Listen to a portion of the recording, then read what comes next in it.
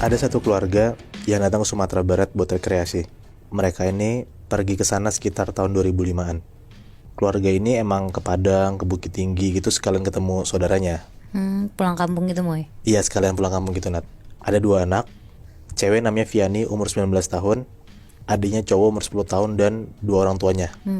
Di hari pertama Viani sekeluarga ini nyampe ke Bukit Tinggi dan mereka ya ke rumah saudaranya muter-muter gitu.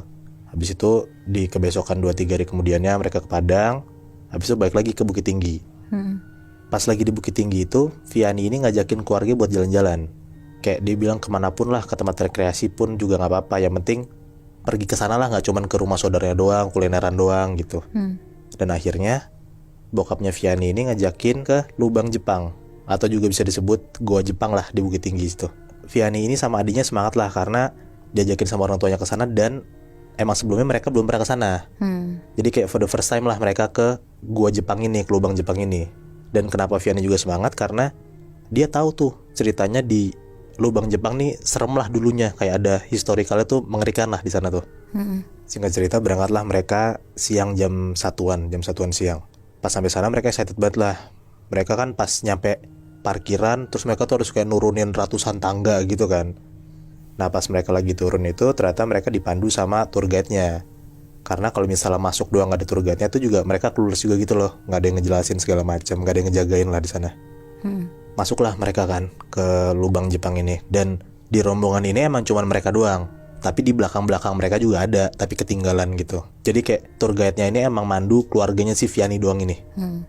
Dijelasin lah sama tour guide-nya kayak lubang ini tuh dibuat atas instruksi Letjen Marita ke Tanabe katanya gitu. Terus kayak katanya, gue juga baru tahu sih, lubang Jepang ini dibuat biar kayak menahan letusan bom waktu pas zaman perang dulu. Dan yang ngebuat lubang Jepang ini, orang-orang Jepang memperkerjakan orang-orang yang ada di Jawa, Kalimantan sama Sulawesi. Jadi kayak rumusannya di sini tuh berasa banget lah. Salah satunya ya adanya ini lubang Jepang ini. Dan lubang Jepang ini bisa tembus ke Ngarai Sianok. Ngarai itu apa Moy? Kayak jurang atau tebing, namanya Ngarai tuh. Nah Sianok itu namanya. Jadi kayak jurang atau tebing Sianok lah gitu kasarannya. Oke. Dijelasin lah sama tour guide-nya dan Viani yang ngedengerin aja sambil merhatiin. Pas makin masuk ke dalam lubangnya, si Viani tuh ngerasa kayak hawanya tuh makin dalam makin dingin. Dinginnya tuh bukan kayak dingin emang adem gitu, bukan, tapi kayak dingin merinding mencekam gitu lebih. Nah, ya tapi Viani diem aja lah pas dia ngerasa kayak gitu. Karena emang basicnya dia bisa ngerasain makhluk halus. Cuman selama 19 tahun dia hidup, dia belum pernah ngelihat makhluk halus sama sekali. Peka aja gitu ya. Iya, peka aja gitu bener.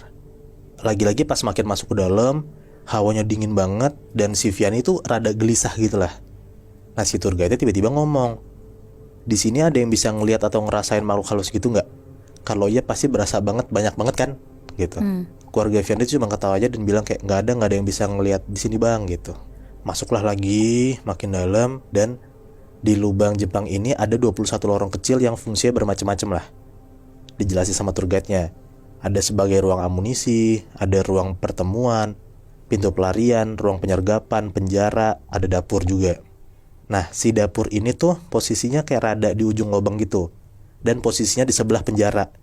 Tapi kayak di bagian dalamnya itu tuh dikasih teralis. Jadi kita gak bisa masuk ke sana. Ke bagian penjara dan dapur ini. Nah tour guide-nya bilang, ruang dapur ini sebenarnya juga difungsiin buat motong-motong tahanan yang udah mati, terus dibuang ke lubang bawah air. Dimutilasi. Iya bener Nat. Wow. Nah kenapa harus dipotong? Karena mayat-mayat yang bekas Romusa ini, kasarannya kayak orang-orang bekas perang ini dipotong biar bisa dibuang enak ke Ngarai Sianok.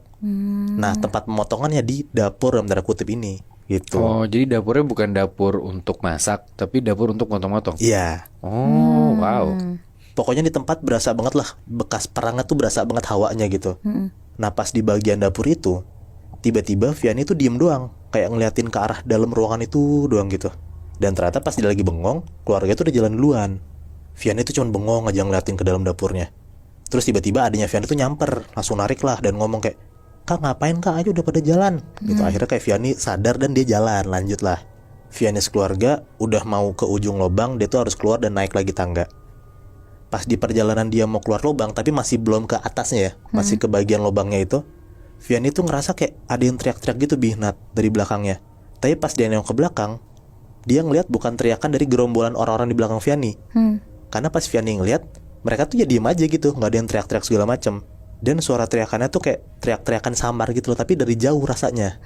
Di situ tuh jujur ya dia udah ngerasa takut dan kayak buru-buru minta keluar dari lubangnya, karena dia ngerasa kok tiba-tiba ada sesuatu ini gitu loh. Posisinya kan dia cuman peka doang tapi nggak bisa ngeliat kan. Makin berasa ada suara tuh dia makin gelisah gitu rasanya. Dia jalan lah dan akhirnya dia keluar dari lubang Jepang ini. Pas sudah keluar, si tour guide-nya nanya, "Kak, kenapa kak?" gitu. Di situ Vianney bilang, "Nggak apa-apa bang, hawanya nggak enak aja," gitu. Ya kata tour guide-nya kayak, "Pas sudah nyampe rumah, jangan lupa berdoa dan sholat lah, biar nggak ada yang nyangkut," dan tanda kutip. Diain lah sama keluarga Vianney ini. Singkat cerita, pas di mobil, Vianney ini ngomong ke orang tua dan adiknya. Dia ceritalah, pas dia di depan dapur itu, Vianney tuh ngeliat kayak banyak banget potongan-potongan tubuh manusia gitu, Bi. Ada tangan doang, ada 2 kaki doang jalan, tapi cuma dari pinggang ke bawah. Atasnya nggak ada, jadi badannya tuh nggak ada. Tapi potongannya bergerak, Moy. Potongannya bergerak, Bi. Wow. Terus yang lebih parahnya lagi tuh, Vianney ngeliat kayak ada 1-2 kepala tuh melayang gitu aja di dalam dapur ini. Terus tuh Vianney tuh bilang kayak dia tuh ngeliat banyak banget lah makhluk-makhluk halus di dalam dapur ini. Di situ tuh Vianney cerita kayak gitu dan orang tuanya nenangin lah pasti, bilang kayak udah nggak apa-apa kak, nanti sampai hotel sholat aja gitu. Akhirnya singkat cerita, Vianney keluarga sampai hotel. Dia sholat di kamarnya. Jadi kayak orang tuanya Vianney ini pesen 2 kamar. Vianney tidur sendiri, orang tuanya sama adiknya tidur di kamar satunya lagi. Vianney sholat maghrib lah dan berdoa. Pas udah selesai sholat, udah selesai berdoa, dia beberes tuh mau ngelepas mukenahnya. Tapi baru banget si Vianney tuh narik mukenahnya ke depan, jadi mukanya tuh ketutupan sama mukenah kan. Kayak dia tuh ngeliat siluet dari depan dia tuh, bayangan kepala orang persis banget nempel di depan mukanya Vianney. Tapi cuman siluet doang gitu, Bi. Vianney langsung buru-buru lah balikin mukanya, narik lagi tuh ke atas. Pas dia ngeliat nggak ada apa-apa, mungkin dia mikir perasaan dia doang lah gitu. Akhirnya ya Vianney coba nenangin diri biar nggak takut, biar nggak mikir macam-macam, dan akhirnya dia mau nyoba lagi lah ngebuka si mukenahnya ini lagi. Untuk kedua kalinya, pas dia lagi narik mukenahnya ke depan, Vianney tuh lagi-lagi ngerasa di depan dia tuh kayak ada bayangan lagi gitu, Bi. Tapi sekarang nggak cuma kepala, tapi ada tangannya. Jadi kayak ada tangan dan kepala mau nyengkram kepalanya si Vianney ini. Di situ buru-buru lah Vianney tuh narik mukenahnya buat ngelepasin dari badannya. Pas udah dia ngebuka mukenahnya, dia ngeliat di depan dia, alhamdulillah nggak ada siapa-siapa, kosong aja gitu. Udahlah di situ karena Vianney udah rada panik, takut juga, dia langsung ke kasur dan ngidupin TV. Kayak maksudnya biar dia nonton aja, biar nggak mikir macem-macem lah. Sampai sekitar jam 8-an malam, Vianney udah mulai ngantuk-ngantuk tuh. Akhirnya dia ketiduran dengan TV tuh masih keadaannya tuh nyala dan volumenya gede. Di situ namanya juga masih tahun 2000-an, ya nggak ada tuh TV LCD yang nempel di dinding tuh nggak ada. Di situ tuh posisinya kayak TV tabung dan ditaruh di pojok kanan kamarnya. Udah tuh Vianney tidur dan enak lah tidurnya.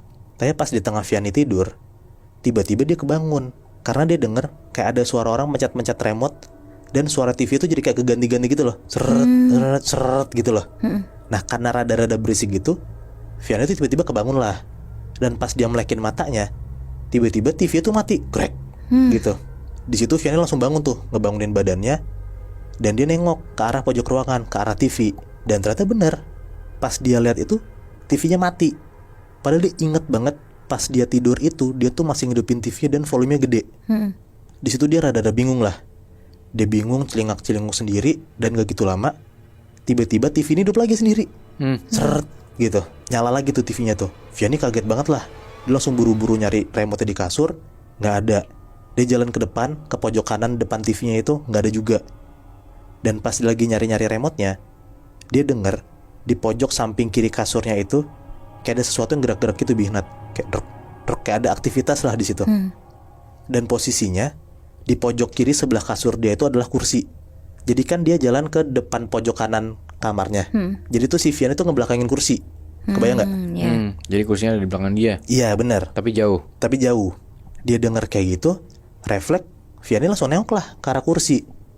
Dan pas dia nengok ke kursi, ternyata ada orang duduk di atas kursi itu sambil megangin remote dan pencet-pencet remote-nya itu. Ya anjrit.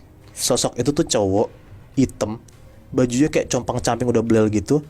Dan lebih ngerinya lagi, sosok cowok bapak-bapak ini cuman badan ke atas doang. Jadi pinggang ke bawah tuh gak ada. Buntung gitu loh badannya. kan ya.